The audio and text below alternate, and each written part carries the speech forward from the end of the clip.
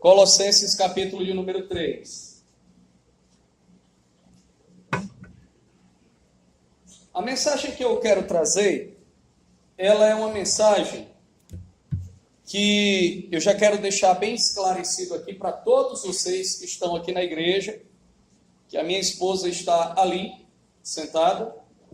Eu tenho uma filha adolescente sentada aqui, minha mãe está ali sentada do lado da minha esposa. E por que todo esse preâmbulo, né? Por que todo esse anúncio? Porque nós vamos falar um pouco sobre família nessa noite aqui. O apóstolo Paulo, ele traz um ensino muito precioso na sua carta aos Colossenses, no capítulo de número 3, a partir do versículo de número 18. E nós vamos falar bastante sobre esse texto.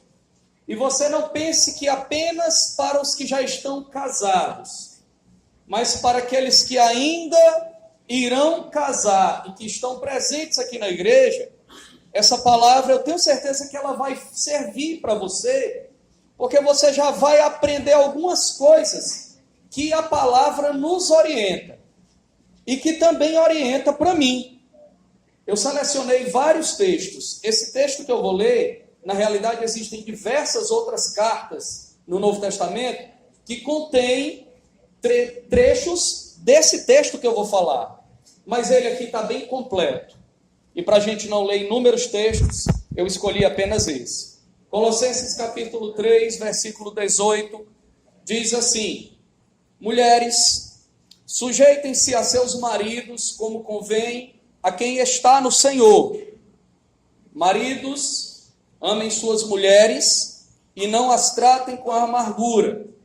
Filhos, obedeçam a seus pais em tudo, pois isso agrada ao Senhor. Pais, não irritem seus filhos, para que eles não desanimem. Senhor, a tua palavra foi lida, ó Pai. A tua palavra foi lida e faz em nome de Jesus um mover, Senhor, em nosso meio nessa noite. Fala a nós, Senhor, o que tu queres falar, o que nós precisamos aprender, começando pela vida de quem fala nesse momento, Senhor. Eu muito preciso aprender de tudo isso que eu vou falar nessa noite. Eu muito preciso guardar no meu coração, Senhor, os ensinamentos que nessa noite eu vou estar aqui proferindo. E eu te peço que me dê graça e me perdoe, Senhor, no nome de Jesus, de toda e qualquer transgressão, Senhor. E segundo a tua palavra eu tenho cometido. Para a glória do teu nome, eu te louvo no nome de Jesus. Irmãos, quantos aqui creem que a fé, além de mudar indivíduos, ela também muda famílias? Amém? Quão difícil é ser crente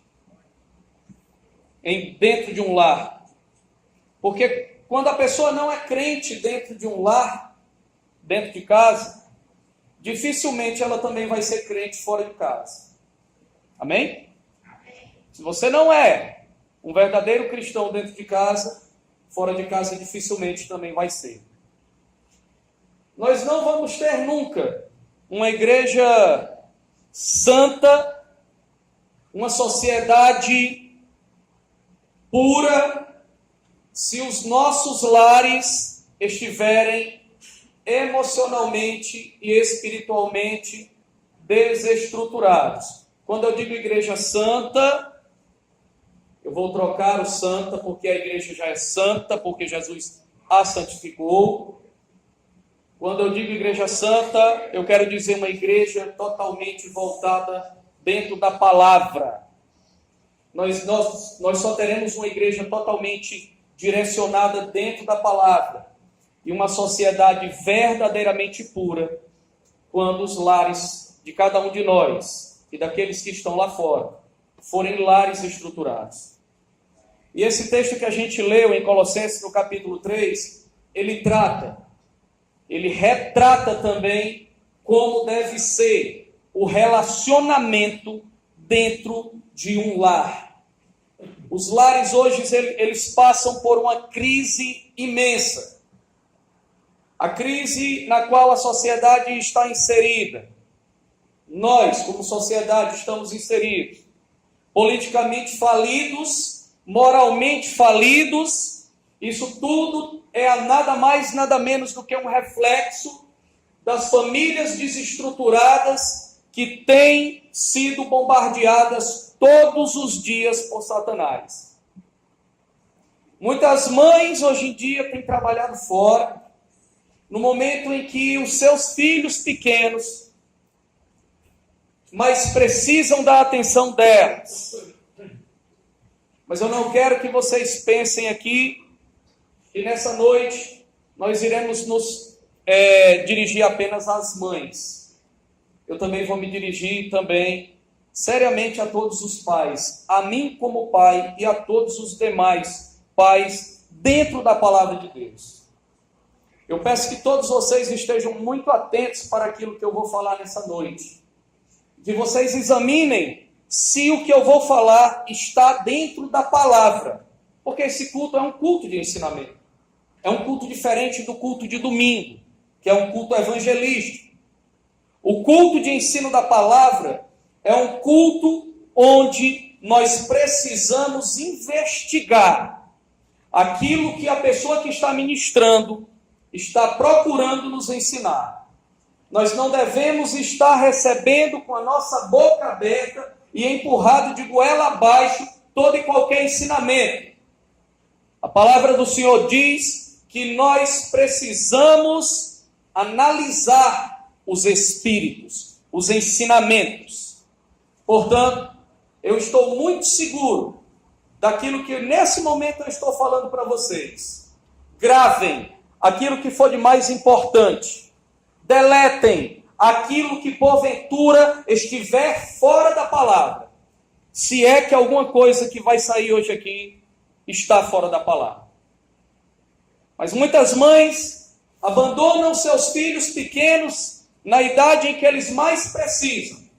E os filhos, muitas vezes, durante a semana, chegam a passar de 20 a 25 horas ou até mais. De 20 a 25 horas é uma média de tempo que essas crianças muitas vezes ficam assistindo televisão. No condomínio onde eu moro há alguns anos, um jovem, uma criança lá muito elétrica, foi indagada por uma pessoa, Meu filho, qual é o nome do seu pai? Eu queria saber o nome do seu pai. Qual é o nome do seu pai? E ele olhou para aquela pessoa e disse assim: o nome do meu pai é Ben 10. O pai do menino era o personagem de um desenho animado chamado Ben 10. Dado o reflexo de um lar que, com certeza, não tem estrutura familiar para tal.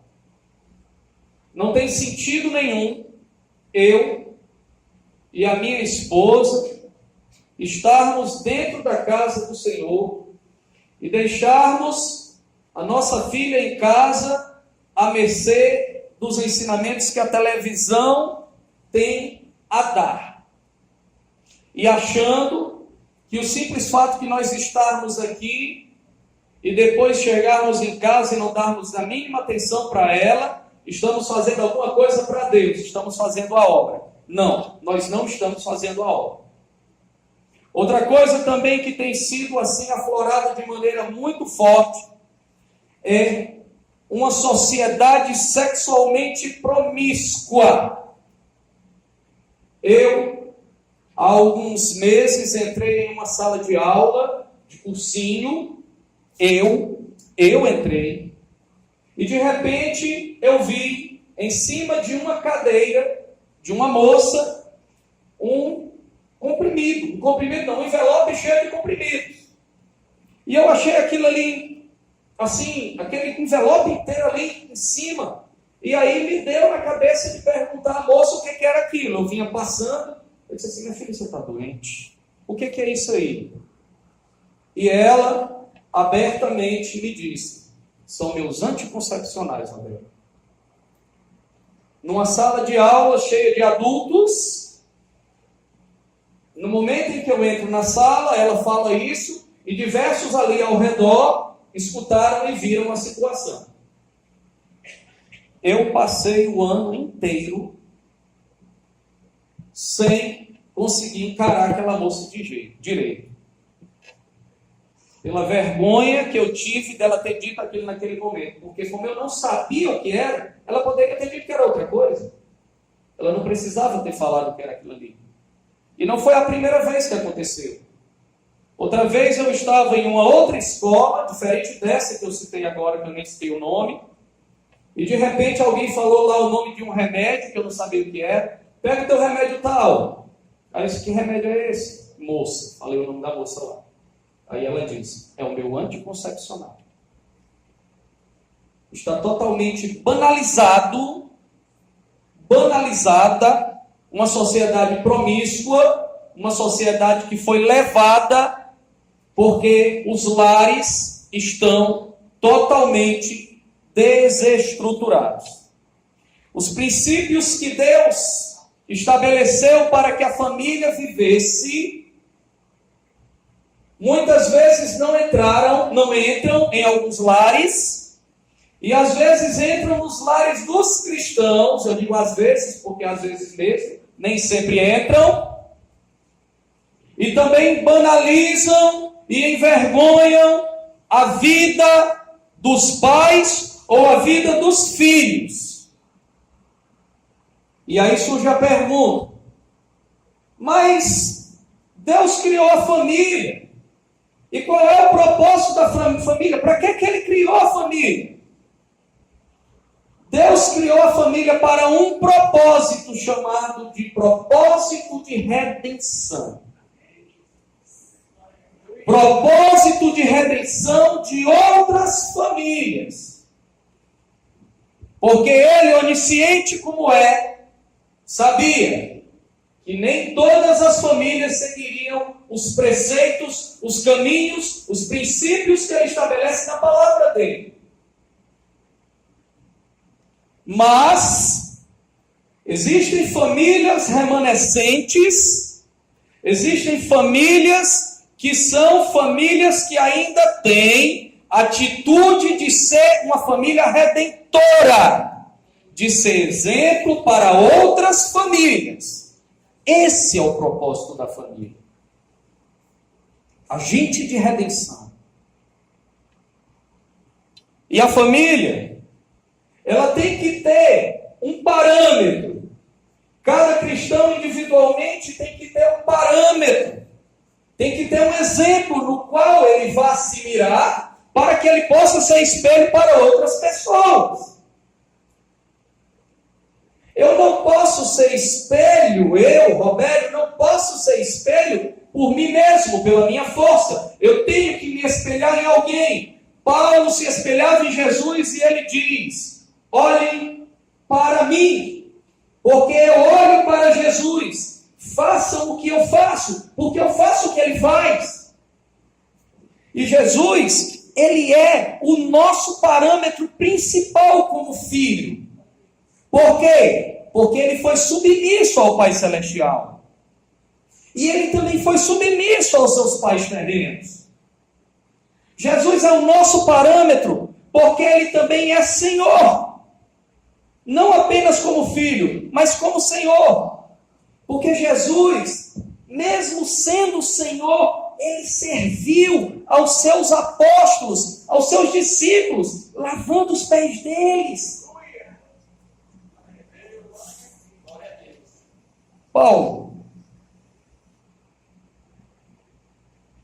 Paulo no Novo Testamento, ele não supervaloriza o dever do homem em relação ao da mulher. Não. Talvez hoje, na descrição desse esboço, muitas coisas vão ficar esclarecidas em relação à palavra submissão, que vai ser uma das coisas que eu analisei, eu estudei muito sobre isso, e não é a primeira vez que eu falo sobre essa parte de submissão. E eu quero deixar bem claro para todos os homens que estão aqui, sejam vocês casados ou não, submissão da mulher não é subjugação da mulher, não é escravidão da mulher, porque tem muito crente que pensa que é, e não é. Mas você vai sair daqui hoje sabendo o que é. O conceito de Paulo acerca da submissão, irmãos, ele foi revolucionário na época dele, nos conceitos, nos costumes judaicos e nos costumes gregos. Por quê? Por que foi revolucionário? Porque todos os direitos cabiam aos homens naquele tempo. Todos os direitos eram dos homens e os deveres eram das mulheres. E os filhos, eles tinham que ficar calados, porque os pais naquele tempo, eles tinham autoridade de deserdar os filhos, de mandar o filho para fora de casa. Se o filho, por acaso, ele se levantasse para discordar do pai em alguma situação. Então, quando Paulo chega com seu ensinamento acerca desse relacionamento familiar que tem que existir entre o homem, a mulher e os filhos, ele quebrou paradigmas que vinham de séculos. Os homens eram os bichões e as mulheres eram tidas como escravas. E os filhos, eles eram seres de última categoria. Eles não tinham o direito de falar, assim como as mães também não podiam.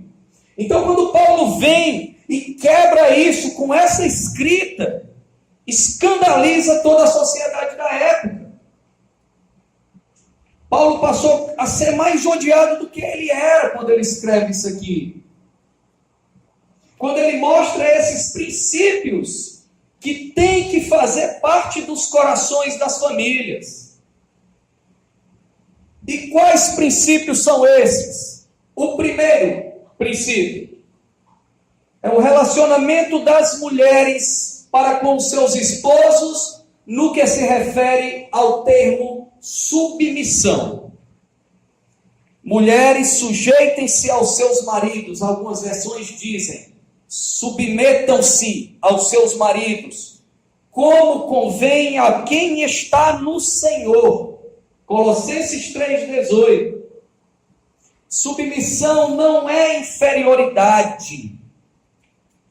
E eu vou lhe provar por quê. Porque a palavra de Deus diz que toda pessoa, todo crente, tem que se submeter ao outro crente. Eu tenho que me submeter a cada um de vocês. E cada um de vocês tem que se submeter a mim. Está escrito lá em Efésios 5:21. Sujeitem-se uns aos outros por temor a Cristo. Então não é posição de inferioridade, de colocar o homem num pedestal e a mulher aos pés dele. Submissão não é isso. Tanto o homem, irmãos, quanto a mulher são um em Cristo. Diz Gálatas 3:28. Não há judeu nem grego, não há escravo nem livre, homem nem mulher, todos são um em Jesus. Todos são um em Jesus. Irmão Roberto, então o que é essa submissão? Já que eu entendi que não é inferioridade, não é posição de inferioridade, uma vez que o Senhor é submisso a mim e eu sou submisso ao Senhor, irmão Roberto. Submissão, irmãos, nada mais é do que uma questão funcional dentro da estrutura familiar. É função. É uma função da mulher dentro da família. Uma família, ela não pode ficar sem cabeça. Uma família tem que ter cabeça. E uma família também não pode ter duas cabeças. Quem tem duas cabeças é monstro. Não pode ter duas cabeças. Nem pode ficar sem e nem pode ter duas. Não pode. A autoridade do marido como líder dentro de casa não pode, primeiramente, ser descrita como tirania. Deve ser uma liderança amorosa. E a autoridade do marido dentro da família, dentro do lar, também é uma função. Assim como a submissão da mulher é funcional também. Nem a mulher é inferior ao homem, e nem o homem é inferior à mulher. Diz um texto de 1 Coríntios, capítulo 11, e versículos 11 e 12, o seguinte: No Senhor, todavia a mulher não é independente do homem, nem o homem é independente da mulher. Pois assim, como a mulher proveio do homem, também o homem nasce da mulher. Mas tudo provém de Deus. Amém? Eu estou sendo claro? Todos entendem? Glória a Deus. Assim como Deus Pai é o cabeça de Cristo, e ele não é maior do que Cristo, assim também o homem não é maior do que a mulher. Deus diz lá em Gênesis, pessoal, capítulo 1 e versículo 26, ó. Façamos o homem à nossa imagem, conforme a nossa semelhança. Parece que eu estou vendo Deus, Jesus e o Espírito Santo. Façamos o homem conforme a nossa imagem e a nossa semelhança. Domine ele sobre os peixes do mar, sobre as aves do céu, sobre os animais grandes de toda a terra e sobre os pequenos animais que se movem rente ao chão. O texto diz que o homem tem que dominar sobre a mulher? Não. O texto diz que o homem tem que dominar sobre outro homem? Não. Façamos o homem à nossa imagem e semelhança, e ele domine sobre os peixes do mar, sobre as aves dos céus e sobre todos os animais que se movem rente ao chão. Mas não há nenhuma ordenança divina que diga que o homem domine sobre outro homem.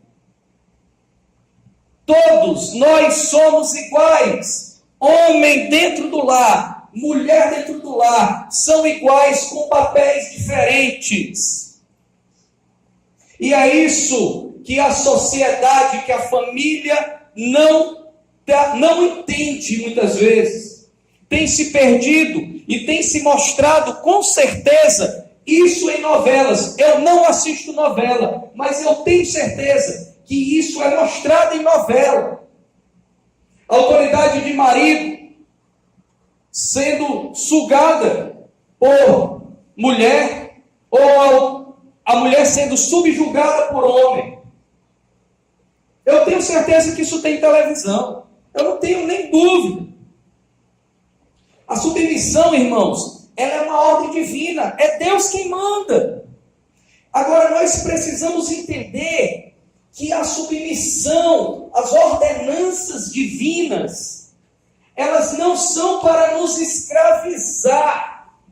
Elas são para nos libertar. A submissão e diversos outros princípios que Deus nos ordena são para nos libertar. Não são para dominar, para nos denegrir.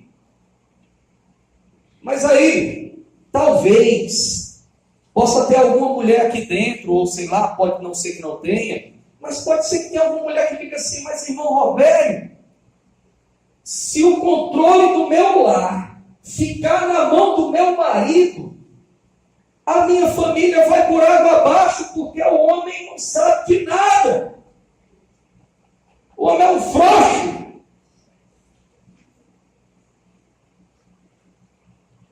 Pode ser que tenha muita mulher que pense isso.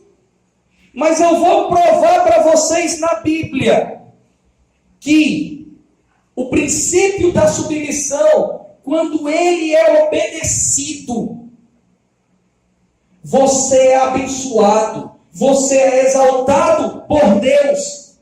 Porque a autoridade do líder, gente, não é medida pela qualidade que ele tem. Pode ser que o marido realmente seja muito apático, seja inativo. Pode acontecer.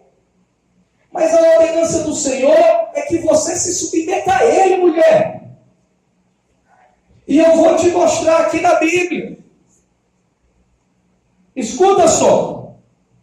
Quem era o líder de Adão? Diga para mim, quem era o líder de Adão? Me diga quem era o líder de Adão. Deus. Me diga se deu certo. Deu certo a liderança de Deus com Adão? Adão se submeteu ao líder Deus? Não. O que foi que aconteceu? Afundou. Ele caiu. Não se submeteu. Levou uma rasteira. Agora me diga quem era o líder de Judas. Me diga quem era o líder de Judas. Jesus. Você quer um líder melhor do que esse? Me diga se deu certo. Deu certo a liderança de Jesus para com Judas? Não deu, porque ele não se submeteu. Ele não se submeteu. Ele caiu, também levou a rasteira. Agora me diga, quem era a líder de Ruth? Noemi. Noemi era líder de Ruth, porque tem uma hora lá que Ruth está seguindo lá a sua sogra com o filho morto, o marido dela morreu, e ela disse que não vai largar do pé daquela mulher de jeito nenhum, porque ela via naquela mulher uma liderança. Agora me diga uma coisa, uma líder que chega e diz assim, ó, sai daqui, Ruth, sai de perto de mim, segue o teu caminho que eu vou seguir o meu. Eu quero é morrer. Coloque o meu nome de Mara, porque eu sou a marca. Eu quero é morrer. Me diga se um líder que profere palavras como essa é um líder bom, comparado a Deus e a Jesus que eu acabei de citar. Só que Ruth se submeteu. Ruth se submeteu e todos nós sabemos qual foi o final de Ruth. Ruth foi colocada na genealogia de Jesus, porque o líder não se mede pela qualidade. O líder ao qual eu tenho que me submeter, ele não se mede pela qualidade, porque é um princípio. Eu preciso obedecer ao princípio, se eu quiser ser abençoado. Eu preciso obedecer ao princípio. Ruth, bisavó do rei Davi. E uma palavra aqui para os homens. Homens, nenhuma esposa tem dificuldade de ser submissa a um marido que a ama como Cristo amou a igreja. Para vocês que já são casados e para vocês que não casaram ainda, eu vou repetir. Nenhuma esposa tem dificuldade de ser submissa a um marido que a ama como Cristo amou a igreja. É impossível uma mulher dizer que é submissa a Jesus e não ser submissa ao seu marido. É impossível. A palavra não deixa brecha para isso. Ela não deixa brecha para isso. Se uma mulher se submete a Cristo, verdadeiramente é porque ela verdadeiramente se submete ao seu esposo. E uma última coisa acerca da submissão. Para fechar a submissão, a relação da mulher com o esposo. Para fechar, essa submissão ela não é absoluta. É importante que nós saiamos daqui entendendo que a submissão da mulher para com o homem ela não é absoluta. Como assim, irmão Roberto? A soberania de Deus está acima da autoridade do homem. Nenhuma mulher vai seguir e se submeter ao seu esposo se aquele ato de submissão de um determinado momento fira algum princípio do seu Deus. Então, quando a palavra diz que a mulher tem que se submeter ao marido, mas é no Senhor, se o marido quer que a mulher faça uma ação, um ato, tome uma atitude que fere os princípios de Deus, está então naquele momento ali quebrada a sua submissão. Ela tem que ser submissa desde que essa submissão não fira nenhum princípio da palavra. Nenhum princípio da palavra. A palavra diz em Atos 5:29 que é preciso obedecer antes a Deus do que aos homens. Por isso, a submissão da mulher é relativa. Ela não é absoluta, ela é relativa. Ok? Amém? Ficou claro, queridos? Amém? Glória a Deus. Submissão. Vamos agora para o relacionamento dos maridos para com suas esposas.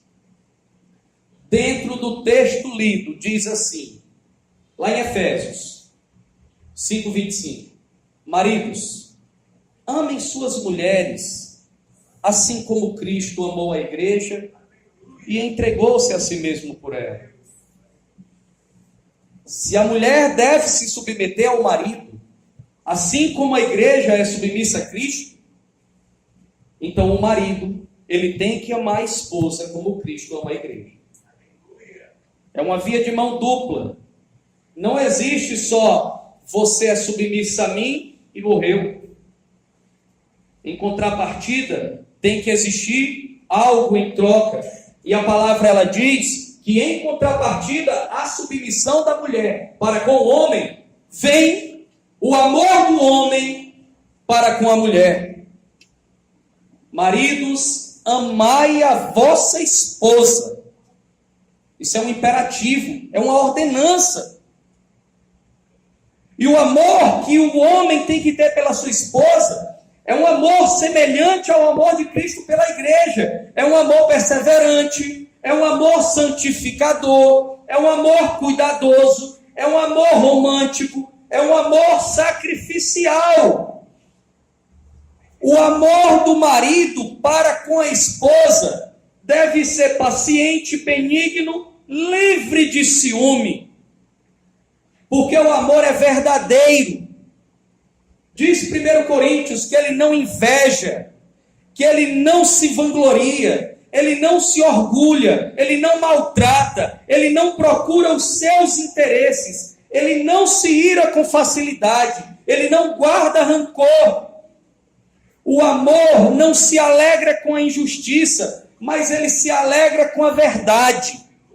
O amor tudo sofre, tudo crê, tudo espera, tudo suporta. E uma parte linda que eu amo nesse texto, para fechar o versículo de número 8 de Coríntios, capítulo 13, 1 Coríntios 13. O amor jamais acaba. O amor jamais acaba. O amor verdadeiro jamais acaba. Ah, eu sou casado com essa mulher, mas agora eu vou deixar porque eu não amo mais. Nunca amou verdadeiramente. Porque a palavra diz que o amor nunca acaba. Como posso viver 20, 30 anos e hoje tem aqui a minha mulher com 50 anos, aí eu vou e troco por uma de 25. Porque o amor acabou. Não amo mais não. Nunca amou de verdade. É princípio cristão. O amor nunca acaba. O amor jamais acaba.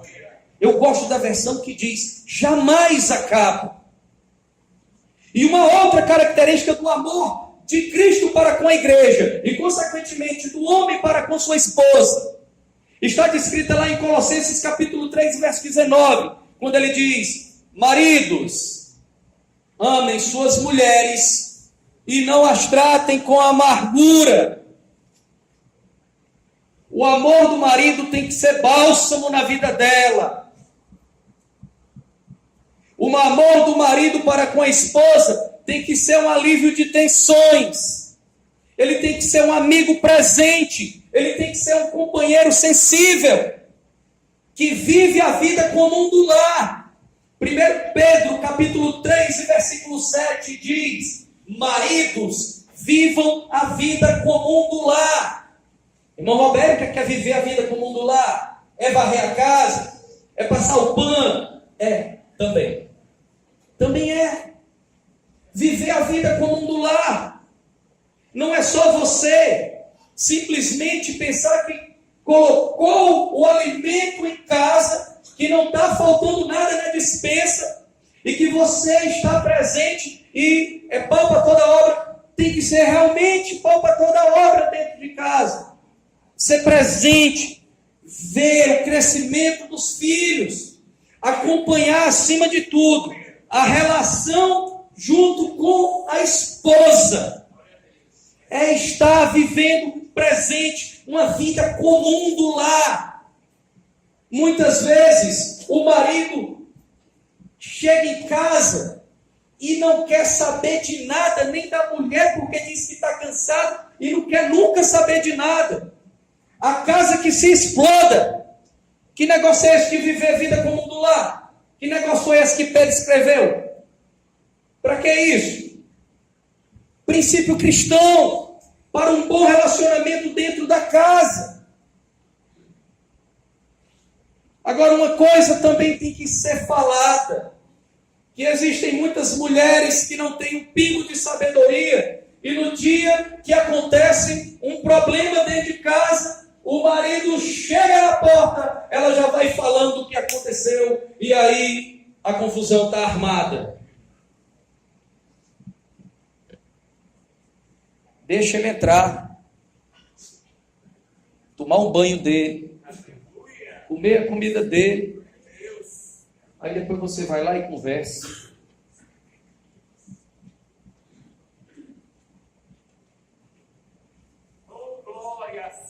Tem mulher que coloca o marido no foguete. Rapaz, ó, eu passei agora ali, e tal pessoa assobiou para mim, ó, soltou uma piada para mim.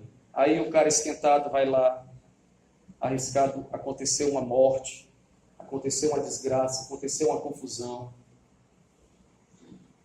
Falta de sabedoria. A palavra ensina que o marido deve elogiar sua esposa no lar e publicamente. Lá em casa, eu gosto muito de chamar a Eline de pomba minha.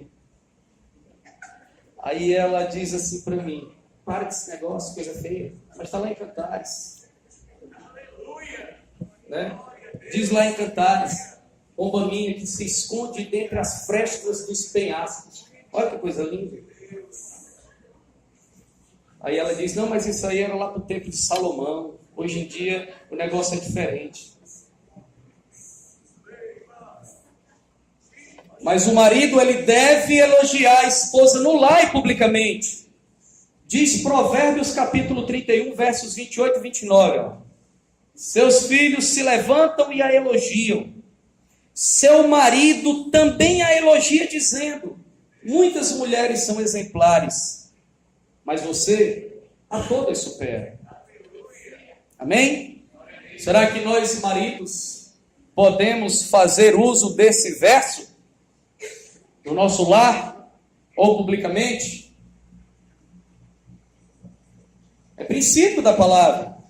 O marido, ele deve buscar também meios de agradar a sua esposa. Diz aqui 1 Coríntios capítulo 7, versos 33 e 34. Mas o homem casado preocupa-se com as coisas deste mundo, em como agradar a sua mulher. E ele está dividido, tanto a mulher não casada como a virgem preocupam-se com as coisas do Senhor para serem santas no corpo e no espírito. Mas a casada preocupa-se com as coisas deste mundo, em como agradar o seu marido. O homem casado deve se preocupar com as coisas do mundo, em como agradar a sua esposa. E a esposa também como agradar o seu marido. E para resumir, o marido precisa ter palavras amáveis. E precisa ter atitudes generosas. Ele deve ser perdoador. E não ser um arquivo vivo de lembranças tristes. Onde no dia que aconteceu uma determinada discussão, ele vai buscar há 3 anos, há 20 anos, coisas do passado. E toda vida que surge uma nova discussão, um novo problema, traz traz os fantasmas que nunca foram enterrados. Isso é muito típico dos maridos, mas também tem mulher que faz isso. E para finalizar, os relacionamentos dos pais para com seus filhos. Diz o texto que nós lemos: filhos, obedeçam aos seus pais em tudo, pois isso agrada ao Senhor. Pais, não irritem seus filhos, para que eles não se desanimem. Irmãos, para haver uma relação harmoniosa dentro do lar, para haver uma relação de paz dentro do lar, é necessário que haja por parte dos filhos obediência aos pais e por parte dos pais comunicação com seus filhos. E eu quero falar agora um pouco sobre a obediência dos filhos em relação aos pais. A autoridade. Nós temos que ensinar para os nossos filhos que a autoridade foi delegada aos pais e foi delegada por Deus. Portanto, quando o filho desobedece o pai ou ele desobedece a mãe, o filho precisa entender que ele está desobedecendo a Deus, que ordenou o pai e a mãe. E aí, o pai muitas vezes e a mãe muitas vezes alerta o filho, dizendo que aquele caminho não é um caminho bom, que aquele caminho não é um caminho correto, que a pessoa, o pai, a mãe, eles são mais experientes. Quando eu tinha a idade de 17 anos, eu passava a noite em festa, eu passava a noite fora, ficava bebendo. Mas hoje, se uma filha minha nessa idade chega para dizer que vai passar a noite fora numa festa, eu alerto, eu vou falar e tal, porque eu sei que é perigoso. Mas, irmão, você fiz e me arrependo de ter feito. Porque nessa idade nós não temos moral suficiente como pessoas, por causa da nossa idade, de discernir entre o que é perigoso e o que não é perigoso. De repente você está num local, numa festa, e mesmo que você esteja bebendo um refrigerante, alguém vai lá e bota uma droga no teu refrigerante. E pronto, você fica viciado. Mas os nossos filhos, eles não entendem os perigos de lá fora. E hoje os perigos são piores do que os perigos do nosso tempo aqui. Eu tenho 42 anos. Está bem pertinho aí quando eu tinha 17 anos. Os perigos existiam. E hoje em dia eles existem potencializados. A obediência, jovens, filhos, ela é imperativa. Por quê? Porque ela é delegada por Deus. Rebeldia e desobediência aos pais é um pecado muito grave. É como o pecado de feitiçaria. É desobediência a Deus. Filhos que não obedecem aos pais quando crianças, quando crescerem, dificilmente vão se submeter a autoridades.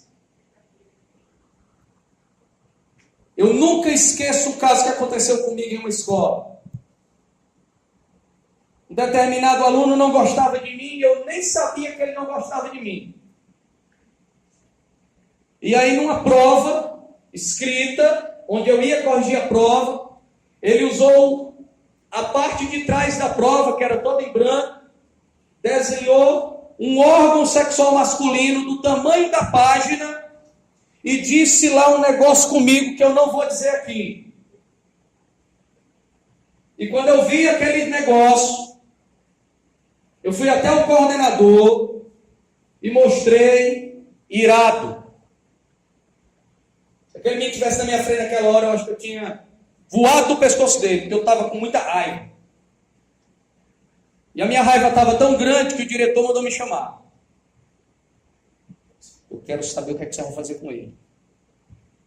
Eu quero esse menino fora da minha aula. Eu vou entrar já já na sala dele, eu não quero. Calma, Roberto, calma. Aí o diretor me chama. Roberto, rapaz, se acalme.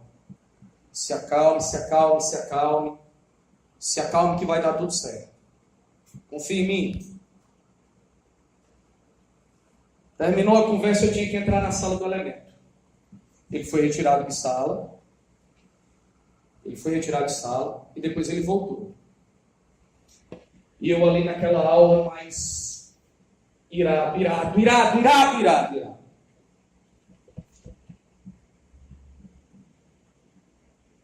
Uma semana depois, esse rapaz, de uma turma de 2º ano, foi entrar na escola e estava sem a carteirinha da escola. E tem que entrar com a carteirinha ou então com algum aviso do pai. Ele invadiu o colégio e o pobre do porteiro que estava ali disse que ele não podia fazer aquilo. E as câmeras da escola filmaram a surra que o porteiro levou do cara. Aí, o colégio tira esse menino, suspende o menino e diz que não quer mais o menino. Final de ano já. Faltando semanas, 2, 3 semanas para terminar o ano. E a mãe é advogada e o pai juiz. Separados. Mãe advogada, pai juiz separados. E ela vai lá, você tem que dar um jeito, tal, não sei o quê. Aí mexeram lá, multa para o colégio de R$1.000 por dia, enquanto não deixar o menino entrar. E o dono do colégio disse, eu pago. Ele não entra. Passa um dia, passa 2, passa uma semana. E ele, eu pago R$1.000 por dia de multa. Mas ele não entra mais na minha escola. As gravações e a prova aqui do professor comprovam que elemento é esse. E a mãe querendo passar a mão na cabeça do delinquente. Achando que ele estava certo. E o colégio e eu que estávamos errados. Porque não foi ensinado, quando criança, a obedecer os próprios pais, lá estruturado, desestruturado. E aí vai obedecer a quem? A um porteiro? A um professor? A um diretor? É isso?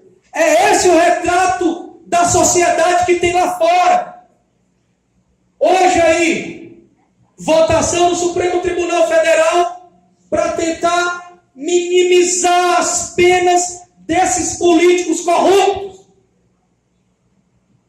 Mais de 300, quase 400 vão ser livres se passar o negócio. Mais de 400 que estão lá citados na Lava Jato vão ser abonados se for autorizado isso. Tem gente que pensa que o ladrão, o delinquente, o bandido é o pobre. Tem pobre que é ladrão. Tem pobre que é corrupto. Tem pobre que é bandido. Mas se você olhar para esse povo lá de Brasília, que dirige o país, eles tiveram acesso às melhores escolas. Eles tiveram acesso a cursos de inglês, de francês, de alemão, de italiano. Eles viajaram o mundo inteiro sendo honrados. Ladrão não é só pobre, não. Eles tiveram toda a condição do mundo, mais do que um pobre, e fizeram até pior do que um pobre. Mas a obediência dos filhos aos pais, ela tem uma promessa de Deus: vida bem-sucedida e longa sobre a terra. Pais, não irritem seus filhos, para que eles não se desanimem. Como é que os pais podem irritar seus filhos, para eles não se desanimarem? Primeiro, se houver incoerência naquilo que os pais falam e naquilo que os pais fazem. Quando é que os pais irritam os filhos? Quando não existem regras claras em uma disciplina. Ou seja, Em um determinado momento, o filho é elogiado e no outro momento ele é penalizado porque fez a mesma coisa. Não existem regras. Isso traz irritação ao filho. Terceiro, quando não há diálogo. Quando o pai não dialoga com o filho. Quarto, quando há injustiça ou excesso de severidade por parte dos pais para com os filhos. Quinto, quando é que os pais irritam os filhos? Quando os pais não têm tempo de ouvir os seus filhos, de orientá-los e de ajudá-los em suas necessidades. Sexto, quando os pais comparam um filho com outro e despertam entre eles ciúmes, inveja e ódio, é o que eu chamo de preferências. Tem pais que dão preferências a filho e não dão ao outro. Não pode ser assim. Isso é claramente visto por eles. Tanto o que está sendo beneficiado, quanto o que não está sendo. E os pais irritam os filhos quando o pai e a mãe entram em um conflito acerca da maneira de orientar os filhos. O pai diz uma coisa e a mãe vai lá e diz outra. Ou a mãe diz uma coisa e o pai vai lá e diz outra. Os pais também irritam os filhos quando eles são permissivos ou duros demais. E eles também irritam seus filhos quando brigam o tempo todo ou desfazem laços de casamento por intermédio do divórcio.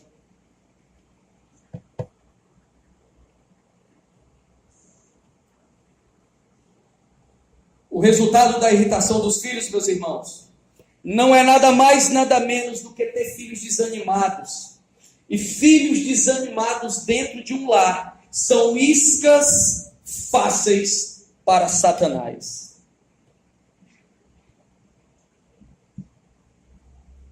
Nós devemos dosar a forma de disciplinar os nossos filhos e principalmente a forma de encorajá-los. Eu já vou terminar. Eu vou dar só um exemplo. O filho chega em casa e diz assim: pai, eu tirei 9 em matemática. Ele chega lá feliz: pai, eu tirei 9 em matemática. Aí o pai diz assim: quando é que você vai tirar 10? Palavra de desencorajamento. Eu conheço pais que querem sugar dos seus filhos somente notas 10. A minha filha estuda com uma criança, com um adolescente, que quando ela não tira 10, ela chora dentro de sala de aula. Que besteira é essa? Nem sempre o aluno que só tira 10, ele é bem sucedido. Eu tenho inúmeros alunos que já estão tentando entrar em medicina há 4, 5 anos e não conseguem entrar, e eram excelentes, e sempre foram excelentes alunos. Aí eu tenho aquele aluno que vai fazer pela primeira vez e passa. Tem aquele que vai fazer pela primeira vez e o cabo está sorteado, ele vai e passa. E o outro está lá penando há 5 anos já. Não aguenta mais nem olhar para a minha cara.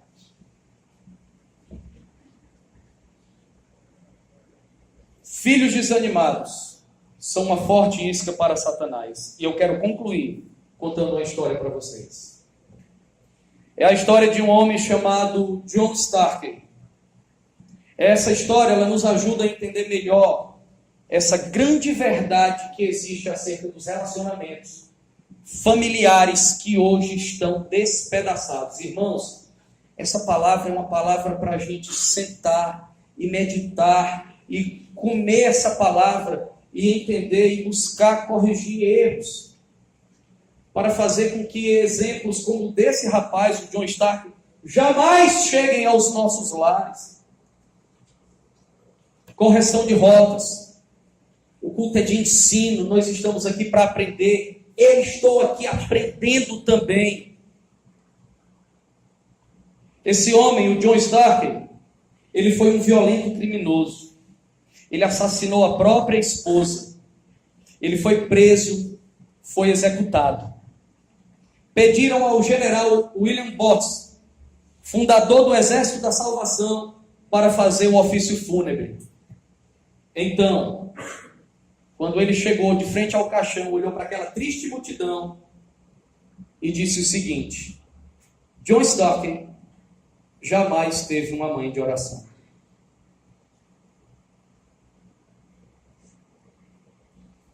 Vocês entenderam? Que as palavras que foram ministradas nessa noite venham nada de novo. Eu não trouxe nada novo aqui. Nada novo. Mas a palavra de Deus, ela precisa ser renovada, e ela se renova todos os dias. E precisa ser refalada. Falada e refalada. Falada e refalada. Porque os erros que eu cometo hoje, amanhã eu posso não cometer, mas daqui a um mês eu vou e cometo de novo. E eu vou vir corrigindo. Vou corrigindo a minha rota. Vou corrigindo o meu caminho. Porque a palavra de Deus diz que eu tenho que buscar ser fiel até a morte para receber a coroa da vida. E eu não quero receber a coroa da vida só. Eu tenho que ter o pensamento de que a minha família também tem que receber essa coroa. Nenhum sucesso profissional justifica a decadência de uma família. Eu posso ser o mais top profissional da minha área. Eu posso ser o melhor de todos, receber 1001 prêmios, mas eu vou olhar para dentro do meu lar, para dentro da minha casa, ela está destruída. E o meu lar, ele vai ser um reflexo lá fora, para uma sociedade decadente. Nós, como cristãos, temos que ter no nosso coração o entendimento de que Deus criou a nossa família para uma ação redentora, abençoar outras vidas, abençoar outras famílias. Em nome de Jesus, amém e glória a Deus, amém.